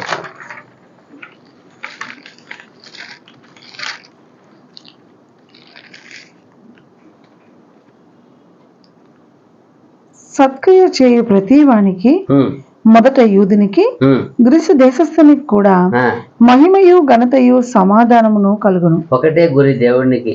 ఎవరైతే దేవుని పిల్లలుగా ఉన్నారో మీరు ఏం చేయాలని ఇష్టపడతారో సత్క్రియలు చేయాలా. మీరు విశ్వసించారా, తీర్మానించారా, ఒప్పుకున్నారా, దేవుళ్ళు ఉన్నారా? మంచిది చేయండి, మంచిది మాట్లాడండి, మంచిది ధ్యానించండి. అప్పుడు అది సత్క్రియను ఓపిక చేయ వరకు సత్క్రియ చేయు ప్రతి వానికి మంచి క్రియ చేసే ప్రతి వానికి మొదట యూదునికి గ్రీసు దేశస్థునికి కూడా మహిమయు ఘనతయు సమాధానమును కలుగును. చేసేదంతా ఏడకొండ పని చేసి నాకు సమాధానం లేదు, మంచిది లేదంటే మంచి చేయాలా. దేవుని బిడ్డలైతే మనం పుట్టుకత తీర్మానించుకోవాలా. ఇంకైనా చనిపోయే వరకు మంచి చేయడానికి నాకు అవకాశం దయచేదేవా, మంచిది మాట్లాడతాను, మంచి చూస్తాను, మంచి చేస్తాను తీర్మానించుకోవాలా. అప్పుడే మనకు అన్ని దొరుకుతాయి. ఏమి మంచిదే ధ్యానించరు, మంచి చేయరు, ఎలా మంచిది మనకు వస్తుంది? అదే దేవుడు ఇచ్చిన వాగ్దానం. ఎంత బాగుంచారండి. మొదట యూదుడైనా ఎవరైనా సరే ఫస్ట్ మంచిది చేయాలి. వాళ్ళకి ఏమి దొరుకుతాయంట? మహిమయు ఘనతయు సమాధానమును కలుగును. మహిమ ఘనత సమాధానం ఊరికే వస్తుంది. మంచిది చేస్తేనే. మంచిది ధ్యానించుకోవాలి ఫస్ట్. మంచిది అన్న హృదయంలో వచ్చేయాలా. మంచిదే చేయాలా. దేవా, నా జీవం ఉన్నంత కాలం నాకు దయచేయవా అడుగు, ఇస్తాడైనా. మంచిదే చేయాలని తీర్మానించుకో. అప్పుడు చూడండి ఎంత బాగుంది. చూసారా? చూడండి, అదే అంటారు. అయితే ప్రభునందు స్త్రీకి వేరుగా పురుషుడు లేడు, పురుషునికి వేరుగా స్త్రీ లేదు. ఎవరైనా సరే ఇద్దరు భేదం లేదు ఇప్పుడు దేవుని దగ్గర. అయితే ఒకటి కావాలా, మంచి చేయాలా. మంచి చేయవారికి ఆయన ఇస్తారంట. మహిమ ఘనత సమాధానం ఇస్తారంట. తర్వాత 12వ వచనము 1 కొరింథీ 11:12. స్త్రీ పురుషుని నుండి ఎలాగో కలిగేనో అలాగే పురుషుడు స్త్రీ మూలముగా కలిగేను. చూసారా? కానీ సమస్తమైనవి దేవుని మూలముగా కలిగి ఉన్నది. స్త్రీ పురుషుడి నుండి ఎలాగ కలిగేనో అలాగే పురుషుడు స్త్రీ మూలముగా కలిగేను, కానీ సమస్తమైనవి దేవుని మూలముగా కలిగి ఉన్నవి. ఎంత బాగా చెప్పారు కదా. అంటే సమస్తము దేవుని ద్వారానే కలిగింది. ఇక్కడ ఆయన ప్రతి మానవ కోటి పుట్టుక గురించి మాట్లాడుతున్నాడు, వాళ్ళ బంధం గురించి మాట్లాడుతున్నాడు. ఇదంతా దేవుని వల్ల కలిగిందే. ఒకరు లేకుండా ఇద్దరిలో పురుషుడు లేకుండా స్త్రీ లేదు, స్త్రీ లేకుండా పురుషుడు లేదు. ఇద్దరు వాళ్ళనే ఇది సంతతి ఒక ప్లాన్ చేసింది దేవుడు. ఆదాం చేశారు, వెయిట్ చేశారు కొంతకాలం. తర్వాత ఆదాం నుండి ఒక బోన్ తీసి ఇంకొక స్త్రీగా చేసి అక్కడి నుండి ఇద్దరుగా జతపరిచి వాళ్ళ ద్వారానే ఎదురు చూశారు. అందువల్ల దేవుడి ప్లాన్లో వేరు లేదు, ఒకటే వాళ్ళ ప్లాన్ అంతా. వీళ్ళు ఎలా చూస్తారు దేవుని దృష్టిలో? వీళ్ళిద్దరూ ఏక శరీరం అంటారు. అందుకే ఆయన రాసింది ఎందుకు ఎలా రాశారు? ఏం రాశారు? వీళ్ళిద్దరూ ఏక శరీరం అని రాశారు. అంటే ఆయన ఎలా చూస్తున్నారు? ఎందుకంటే తీసింది ఎక్కడి నుంచి తీశారు? ఇద్దరిని ఓకే. ఒకరి నుండి ఒకటి తీశారు కాబట్టి ఇంకొక వాళ్ళ నుండి ఇంకా పుడతారు కాబట్టి ఒకటే చూస్తారు, ఆయన కుటుంబం చూస్తారు. అది చెప్తున్నాడు. ఈ లేదు కానీ దేవుడు ఒక గొప్ప విషయాన్ని చూపిస్తున్నాడు. ఏమంటే ఒక ఇద్దరికి కూడా ఒక పరిపూర్ణమైన ఒక క్రమ పద్ధతి అయిన సమానత ఇచ్చారంట. అదే ఇక్కడ అందువల్లనే వాళ్ళ ఉద్దేశం ఏమంటే వీళ్ళిద్దరూ చేరి సృష్టింపబడిన సృష్టి ఏర్పాటు ధర్మమును జీవించి దేవుణ్ణి మహిమపరచాలనేది అంటే ఉద్దేశము. వీళ్ళిద్దరి ద్వారా ఏం చేయబడాలి? దేవునికి మహిమ రావాలా, అదంటే ఒక సృష్టి. వాళ్ళని ఎందుకు అలా చేశారు, ఇద్దరుగా ఎందుకు చేశారంటే వీళ్ళిద్దరి ద్వారా సంతతి చేయిన తర్వాత వీళ్ళ ద్వారా దేవునికి మహిమ రావాలా అనే ఒక ఉద్దేశమే దేవుడిని వీళ్ళు చేశారట. ఆ స్త్రీ పురుషుడు ఒకరినొకరు కావాల్సిన వారులే. అయితే పురుషుడు మొదట కావచ్చు, తర్వాత ఆమె ద్వారా సంతతి రావడానికే దేవుడు ఏర్పరిచింది. మొదట ఆయన కావచ్చు, కాకపోతే తర్వాత సంతతి ఎవరి ద్వారా రావాల్సిందే, ఈమె ద్వారా రావాలని ఏర్పరిచాడు దేవుడు. పురుషుడు ఆ స్త్రీకి ఒక తలగా ఒక ఎడ్డుగా ఉండవచ్చు. అయితే ఆ స్త్రీ తక్కువైందిగా ఎంచరాదు. ఎందుకంటే దేవుని యొక్క క్రమంలో ఇంకా చెప్పాలంటే ఒక ఉదాహరణగా ఒక 2 చేతులు తడితేనే శబ్దం వస్తుంది. అప్పుడు ఒక పురుషుడు ఒక చెయ్యి అంటే ఇంకొక చెయ్యి స్త్రీ అంటే ఇద్దరు లేకపోతే ఏం రాదు, శబ్దం రాదు. అలాగే చూసినప్పుడు మన గ్రీటింగ్ కార్డ్స్ కూడా అనేక చూస్తాం. ఆ గ్రీటింగ్ కార్డ్స్లో ఫస్ట్ పేజీ ముఖ్యమే. మొదటి పేజీ ఎంత అందంగా ఉంటుంది, బ్యూటీగా ఉంటుంది, అనేక విషయాలు అక్కడ ఉంటుంది. కానీ అది ప్రాముఖ్యమైన 1-2 అంశం ఉంటుంది. కానీ వెనకాల సెకండ్ పేజీ కూడా ముఖ్యము. ఆ ఒక ఫంక్షన్ ఒక ప్రాముఖ్యత మొత్తం అక్కడే రాసి ముగించి ఉంటారు. అప్పుడు ఫస్ట్ పేజీ ఎంత ముఖ్యమో తర్వాత పేజీ కూడా ఏమంట అలాగే అంట. ఒక పేపర్ అనేది ఒక ఫస్ట్ పేజీ సెకండ్ పార్ట్ 2 పక్క ఉంది కదా, 2 పక్క ముఖ్యమే అంట. చూసారా ఎంత బాగా చెప్పారు చూడండి. అలాగనే స్త్రీ పురుషుడు అనేది దేవుడు చేసిన అలాంటి గ్రీటింగ్ కార్డు ఉంటుందంట. ఒక పేపర్కి ఎలా 2 సైడ్ ఎలా ఉంటుందో అలాగే దేవునిలో ఆయన ఎంత ముఖ్యమో ఆమె కూడా అంత ముఖ్యంగానే చెప్పారు. అయితే ఇక్కడ కొంచెం వాళ్ళని గొప్పగా ఒక ఏలికగా పెట్టున్నారంట. ఎందుకు పెట్టారంటే ఆమెకు అలాగే ఉండాలని. ఏమంటే సృష్టిలో చూసినప్పుడు ప్రారంభంలో ఆమె ఏం చేసిందంట, పాపము చేసి మేరుపాటుకు లోనైందంట ఆమె. అందుకే అంట ఎంతో కాలం వరకు ఆమె యేసుప్రభు వచ్చి 5,000 మంది 4,000 మంది ఆహారం ఇచ్చినప్పుడు కూడా అక్కడ లెక్క చెప్తారు. ఏం చెప్తారు, పిల్లలు స్త్రీ కాక పురుషులు తినింది 5,000 మంది అంటారు. అప్పుడు వరకే వాళ్ళు ఏం రాలా, లెక్కగా రాలా. ఎందుకు చేయబడలేదంటే వాళ్ళు చేసిన పొరపాటు. అక్కడ ఆదాము సృష్టించినప్పుడు వాళ్ళు సొంతంగా వాళ్ళు పోయి పాపం చేసి మీరుపాటుగా ఏమయ్యారు, వాళ్ళు గురి అయిపోయారు. ఆ విధంగానే వాళ్ళను అలాగే వెనక పెట్టారంట కొంతకాలం దేవుడు. మళ్ళీ యేసు ప్రభు వచ్చిన తర్వాత ఏమైపోయింది అది, ఎందుకంటే ఇప్పుడు శాపమే తీసేసినారు. ఆదాము నుండి వచ్చిన పాపాన్ని శాపాన్ని తీసేసినప్పుడు ఏమైపోయినారు, ఇప్పుడు సాధారణంగా వచ్చేసినారు కదా. ఎందుకు యేసు ప్రభు తీసేశారంటే యేసు ప్రభు వచ్చి సిలువలో వేలాడించిన తర్వాత స్త్రీ పురుషుడు ఏం లేదు. అప్పటి నుండి అక్కడ రాయబడింది భేదం లేదని. ఆయన వచ్చి 5,000 మంది 4,000 మంది ఆధార పెట్టే వరకు ఉంది. ఎప్పుడైనా సిలువలో వేలాడించారో తర్వాత పౌలు మాట్లాడదు స్త్రీ అని పురుషుని ఏం లేదు, భేదము లేదు. ఎందుకు లేదంటే అక్కడి నుండి క్షమాపణ దొరికింది. ఆదాము చేసిన ప్రతి పాపానికి ఏం దొరికింది, క్షమాపణ. ఆమె చేసిన మెయిన్ ఎవరు చేసిన పాపం, అది ప్రారంభంలో ఎవరు చేసింది, అవ్వ చేసిన పాపం తీసేసినారు కాబట్టి ఆమె నాకు సమానకు వచ్చింది. యేసుప్రభు రాకపోయి సిలువ లేకపోతే ఆమె హక్కు లేదు, ఆమె పిల్లల్లాగానే ఉంది లెక్క. అందుకే యేసుప్రభు 5,000 మంది ఆధార పెట్టారు కూడా పిల్లలు స్త్రీలు కాక 5,000 మంది పురుషులు రాశారు. అప్పటి వరకు పిల్లలు స్త్రీ లక్షలు లేకుండా ఉన్నారు, పిల్లలు దీపాలుగా ఉన్నారు. ఎందుకంటే వాళ్ళ ద్వారా వచ్చింది పాపము, శాపము, మరణము. అందుకబట్టి వాళ్ళని తక్కువ పెట్టేశారు అప్పటి వరకు. ఇప్పుడు తక్కువ పెట్టలేదు.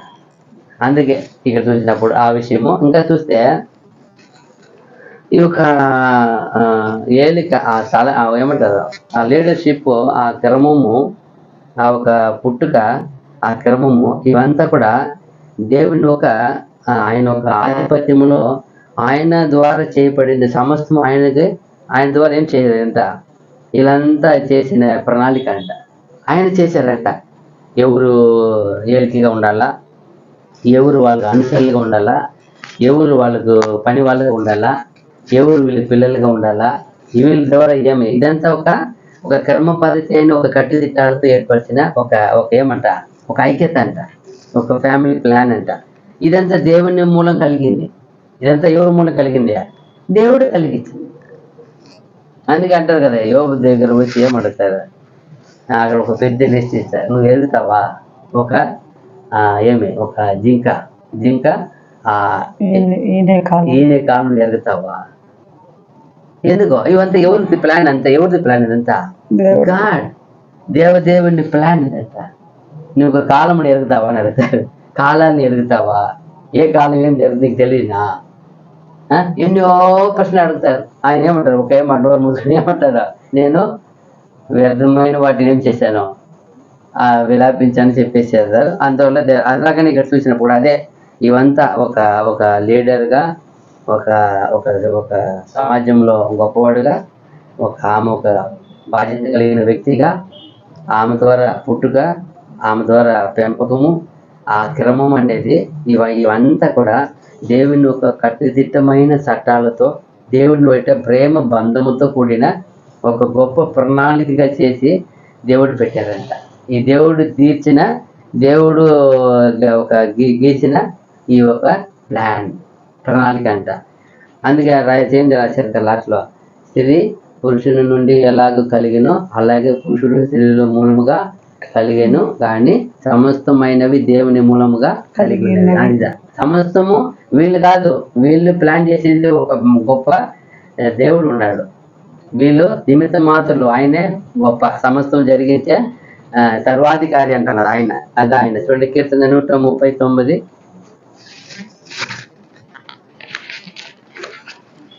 2 వచనాలు ముగుతాం.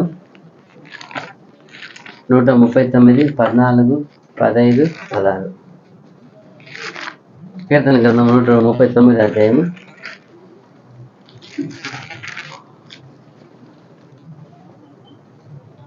నీవు నన్ను కలగ చేసిన విధము చూడగా భయమును ఆశ్చర్యమును నాకు పుట్టుచున్నవి. అందును బట్టి నేను నీకు కృతజ్ఞతాస్తుతులు చెల్లించుచున్నాను. నీ కార్యముల ఆశ్చర్యకరములు. చూసారా 16 వరకు? ఆ సంగతి నాకు బాగుగా తెలిసి ఉన్నది. నేను రహస్యమందు పుట్టిన నాడు భూమి యొక్క అగాధ స్థలములలో విచిత్రముగా నిర్మింపబడిన నాడు నాకు కలిగిన ఎముకలను నీకు మరుగై ఉండలేదు. నేను పిండమునై ఉండగా నీ కన్నులు నన్ను చూచెను. నియమింపబడిన దినములలో ఒకటైనా కాక మునుపే నా దినములన్నీ నీ గ్రంథములో లిఖితములాయెను. ఎక్కడ రాశారు ఇదంతా? ఆల్రెడీ ఆయన గ్రంథం ఏం చేసి పడింది, ఎలా ఒక ఇంజనీర్ ప్లాన్ చేస్తే మేసి కడతాడా మరి సమస్త ప్లాన్ ఏం చేశారు దూతల దగ్గర ఇచ్చేసారు చేసి. అది ప్రధానమైన దూత ఎవరు? యేసు ప్రభు. ఆయనకి ఇచ్చేసారు అంతా, ఇది గొప్ప ఇలా చెయ్యి. ఆయన మాస్టర్ దగ్గర ఆయన ఇంకా దేవుని మాట చెప్పే ప్రకారం అన్ని కలిగించేసి ఆయన్ని చేసే ప్లాన్ ఆయన దేవదేవుని మొత్తం గీసి ఇచ్చినారు. అయితే ఆయన వచ్చి రాసి ఇచ్చారు, మరి గీసి ఇచ్చేసారు తప్ప చేసి. ఇక్కడ పెద్ద పెద్ద బిల్డింగ్ చేసేదానికి ఇంజిన్ తల కింద పడతారు. ఇది కూడా సర్వమానవ కోటి ప్లాన్ దేవుడు చేసినాడు. ఎందుకు బాధ చెప్తారు, అది ఎరిగిన ఈయన అంటాడు, నువ్వు నన్ను చేసిన విధం చూడంగా నాకు భయమును ఆశ్చర్యం పుడుతుంది. ఎంత ఆశ్చర్యము నిజంగానే. నా ఎముకలు లేకముందు నన్ను ఏం చేస్తున్నావు? నువ్వు చూసినావు, నీ గ్రంథంలో లెక్కించబడి నేను ఇలా చేయబడాలా. ప్రతి మానవుడు చేయబడే విధానము అంత ప్లాన్ ఉంది. ఏం ఊరికి వచ్చి పుట్టామని కాదు. అందుకే ఎవరి గురించి మనం పుట్టుకుని తిట్టకూడదు. నీ జన్మం ఎట్టిది, నీ పుట్టుక ఎందుకు నువ్వు పుట్టావు, ఇదంతా ఆడకూడదు. మనకు అర్హత లేదు, ఆడకూడదు. ఎందుకో వాడిని భూమికి రాకమునిపై దేవుడు గీసేసి ఉన్నాడు. ప్లాన్ ఉంది. ప్లాన్ ఉండి వాడిని పోయి వెద్దరు అంటే ఆ ఉద్దేశం ప్రభు చెప్పారు, ఒక్క సగోని వెద్దరు అంటే నువ్వేం చేస్తావు? తీర్పుకి లోన్ అయిపోతావు, ఇంకా నరగాకిడికి ఏమవుతావు. కొన్ని వెద్దరు అంటే నరగాకిడికి లోన్ అవుతావు అంటాడు, గురి అయిపోతావు అంటాడు. అప్పుడు ఏ ఉద్దేశము? ఆల్రెడీ వాళ్ళందరూ ప్లాన్ చేసిన వాళ్ళప్ప. ఎందుకు అలా చెప్తారు ప్రభు అంటే మనకు అర్థం కాల.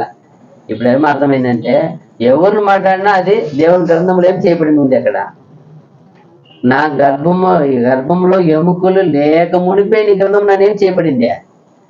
అలా చదవండి. నేను పిండమునై ఉండగా నీ కన్నులు నన్ను చూచెను. నియమింపబడిన దినములలో ఒకటైనా కాకమునుపే నా దినములన్నీ నీ గ్రంథములో లిఖితము రాయను. దినములన్నీ ఇంకా ఆయన ఒకటి కూడా ఉత్పత్తి కాలేదంట. ఉత్పత్తి కాకముందు ఆయన ఎన్ని దినాలు ఉంటాడని ఎక్కడ ఉందంట? ఆయన గ్రంథంలో రాసేసి ఉంది. ఇంకా పుట్టుకే లేదు, ఉత్పత్తి లేదు. ఒకటైనా పిండములో ఉన్నప్పుడు ఒకటైనా లేక మునిపే నీ ఎన్ని దినాలు పుట్టి బతికి ఏమై వస్తాడని రాయపడేస్తుంది. ఈయన రాజుగా వస్తాడా, ఈయన అధిపతిగా వస్తాడా, ఈయన బాంచే ఒక చదువుకునే ఒక గొప్ప వస్తాడా, ఏమొస్తాడు? ఈ యుగలోకానికి అధిపతిగా, ఈయన పరలోక అధిపతిగా, యుగలోక ఆశీర్వాదం పరిపాలించి వెళ్ళిపోతాడా, ఈయన పరలోకం చేరుకుంటాడా? ఎక్కడ ఉంది అన్నీ? అంత కింద రెక్కించబడింది. అందుకే అంటాడు ప్రభు, ఎవరిని వ్యర్థుడు అని కూడా అనవద్దు, ఎందుకంటే ఇదంతా ప్లాన్ లెక్కించబడి ఉంది. అయితే మనం గుర్తెరగాల. ఏదో ఎవరి గురించి మనం సునాయాసంగా మాట్లాడేస్తాం. ఆ జన్మ ఎందుకు, ఈ జన్మ ఎందుకు, ఈ పుట్టుక ఎందుకు, నువ్వు పుట్టకుండా ఉంటే మేలు, నిన్ను ఎందుకు ఇలా, నేను ఇలా, ఎన్నెన్నో వ్యర్థమైన. ఇంత చూసినప్పుడు ఎంత బాధ అనిపిస్తుందండి. ఎంత గొప్ప ప్రణాళిక. ఆయన భయపడుతున్నాడు. ఓ దేవా, నా జన్మను చూడగానే సృష్టి నాకు ఏముంది, నాకు ఆశ్చర్యంగా ఉంది అంటున్నాడు ఆయన. అదిదా మనం గమనించాల. అప్పుడు దేవుడు ప్రతి సృష్టిని ఏదో అనవసరంగా పుట్టారు అనుకోకూడదు. అదంతా ప్లాన్, మాస్టర్ ప్లాన్ ఉంది. 1 కొరింథీ 8:6, మొదటి పత్రిక 8:6. ఆకాశం మీదనైనను భూమి మీదనైనను దేవతలు అనబడినవి ఉన్నను మనకు ఒకే దేవుడున్నాడు, ఆయన తండ్రి. ఆయన నుండి సమస్తమును కలిగెను, ఆయన నిమిత్తము మనమున్నాము. మరియు మనకు ప్రభు ఒక్కడే, ఆయన యేసుక్రీస్తు. ఆయన ద్వారా సమస్తమును కలిగెను, మనము ఆయన ద్వారా కలిగిన వారము. ఎంత బాగా చెప్తుంది. అన్ని కలిగించింది దేవుడు ప్లాన్ అది. అందుకే మనము యేసు ప్రభు ద్వారా చేపట్టాం. నువ్వు ఇంకొక జన్మ ఉంది. రెండు మాట్లాడతారు అక్కడ. 2 అర్థమైందా? ఫస్ట్ చదవండి, 2 వస్తే చదవండి. మనమందరం ఆకాశమందైనను భూమి మీద అయినను దేవతలు అనబడినవి ఉన్నను మనకు ఒక్కడే దేవుడు ఉన్నాడు, ఆయన తండ్రి. ఆయన నుండి సమస్తమును కలిగెను, సర్వము ఆయన వల్ల కలిగింది. ఆయన నిమిత్తము మనం ఉన్నాము, ఆయన కలిగి ఉన్నాము. అయితే ఇంకొకటి చెప్తాడు. 2 మళ్ళీ కింద ఏం చెప్తాడు? మరియు మనకు ప్రభు ఒక్కడే, ఆయన యేసుక్రీస్తు. ఆయన ద్వారా సమస్తమును కలిగెను, మళ్ళా సమస్తం కలిగాను, మనము ఆయన ద్వారా కలిగిన వారము. ఇంకొకటి ఉంది, 2వ వచ్చిందా? మనం ఆయన ద్వారా కలిగిన వారు. ఏమని అర్థం? ఇప్పుడు ఎంపిక చేయబడిన వారము. ఇంకా ఏం చేయబడ్డాము? యేసుక్రీస్తులో ఏం చేయబడ్డాము? కడగబడ్డాము. నూతన సృష్టికి ఏం చేయబడ్డాము? పుట్టాము. అది చెప్తున్నారు అక్కడ. అర్థమైంది? 2 వచ్చింది చూడండి. ఫస్ట్ దేవుని వల్ల కలిగాము, ఆయన ఉంది. ఇక్కడ ఏముంది? ప్రభు ద్వారా ఏం చేయబడ్డాము మనము. 2వది వచ్చింది చూడండి. అదిదా మనం గమనించాల. కొంచెం డీప్గా పోతేనే కనపడతాయి. ప్రభు మనల్ని ఏం చేశాడో స్వీకరించారు. మనల్ని పిలిచి ఆయన సొత్తుగా ఏం చేశారు. అందుకన్నాడు ప్రభు, మీరు ఎవరు? విలువ పెట్టి కొనబడిన నా సొత్తై ఉన్నారు. సొత్తు కొనేశారు. మనం లోకం నుండి అపవాది దగ్గర ఉన్న మనల్ని, అన్యాయం ఉన్న మనల్ని తీసుకున్నారు. ఆయనలో మనం జన్మించున్నాం. ఇప్పుడు ఆయన నూతన సృష్టిగా జన్మించి పెరుగుతున్నాం. అదే చెప్తున్నారు అక్కడ. మనం గమనించాల. రోమా 11:36, రోమపత్రిక 11:36 ముగిస్తాము. లాస్ట్ వచనము.